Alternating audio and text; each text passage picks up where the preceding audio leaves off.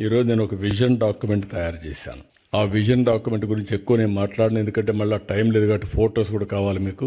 2047కి స్పష్టమైన guide lines ఇచ్చాను. ఒక 10 ప్రిన్సిపల్స్ పెట్టాను. జీరో పావర్టీ, అదే మరిగా ఉద్యోగాల కల్పన, అదే మరిగా population management, skill development, human resource development, ఇంకో పక్క వాటర్. అందుకే ఇప్పుడు కొత్తగా మీరు చూస్తే గోదావరి నుంచి బనకచెర్లకు నీళ్లు తీసుకుపోవాలనుకుంటున్నా. అది వస్తే పెద్ద గేమ్ చేంజర్గా అవుతుంది. అది కూడా వర్కౌట్ చేస్తున్నాం. ఇంకో పక్క వ్యవసాయం పైన ఎక్కువ శ్రద్ధ పెడుతున్నాం. గ్లోబల్ బెస్ట్ లాజిస్టిక్స్ హబ్గా తయారు చేయాలనుకుంటున్నాం. పవర్ లో మీరు ఊహించని పరిణామాలు వస్తున్నాయి. ఈ రోజు మీరు చూస్తే ఇంటిపైనే కరెంటు తయారు చేసుకునే పరిస్థితికి వచ్చాం.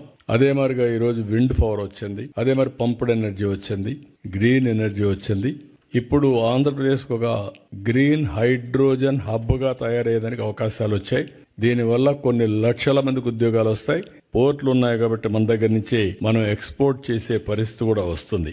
దీనికి కూడా శ్రీకారం చుట్టి మనం ముందుకు పోతున్నాం. నేను మిమ్మల్ని అందరినీ ఇంకా ఎక్కువ టైం కాకుండా పాలసీలని తీసుకొచ్చాం, అన్ని తీసుకొచ్చాం.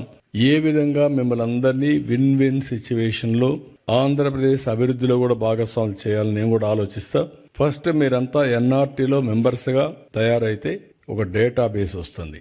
తెలుగు అసోసియేషన్స్ డిఫరెంట్ గా ఉండొచ్చు, పర్వాలేదు, కానీ ఎక్కడున్నా మీరు పుట్టినటువంటి జన్మ భూమి ఆంధ్రప్రదేశ్ కాబట్టి నేను ఇంకోటి కూడా చెప్తున్నాను. నేను ఆంధ్రప్రదేశ్ గురించే మాట్లాడడం లేదు, తెలుగు బిడ్డగా మాట్లాడుతున్నా. తెలుగు జాతి కోసం పనిచేస్తా. తెలుగు వారు ఎక్కడున్నా ప్రపంచంలో వాళ్ళందరూ కూడా ఒకటే అని దీంతో పోతున్నాం.